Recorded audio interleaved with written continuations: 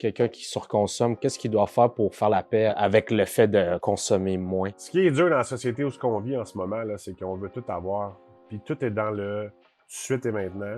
Puis on a nos téléphones à côté de la main, puis on voit tout le nouveau produit, la nouvelle bébelle qu'on veut acheter. Puis là, on regarde quelqu'un sur les réseaux sociaux, puis il a donc ben l'air riche. Il y en a qui sont vraiment riches, puis qui le montrent.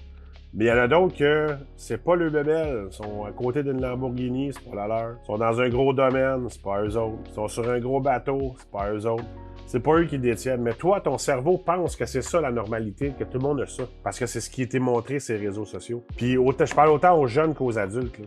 Ça t'amène nulle part. Ça t'amène juste à flasher. T'as pas besoin de ça. Ce que t'as besoin dans la vie, là, si on revient à la base, là, t'as besoin de manger, de te nourrir, de te vêtir, d'avoir un toit sur ta tête. À partir de là, le reste, c'est du luxe. Donc, à chaque affaire que t'as le plus que manger 3 repas par jour, avoir un toit ou être vêtu, peu importe dans l'ordre dans lequel tu veux le mettre, là, chaque affaire que t'as de plus, c'est un must. C'est d'accepter ce que t'as. Hey, j'ai déjà ça. Wow! Maintenant, comment je passe à la prochaine étape? Je pense que c'est la seule façon de faire la paix avec le fait de moins consommer puis le fait de moins avoir. C'est de fermer un peu plus ton écran, te rendre compte réellement, d'aller voir les chiffres, de qu'est-ce que réellement c'est la normalité. Puis au-delà de ça, c'est de commencer à voir ce que t'as au lieu de pleurer à propos de ce que t'as pas.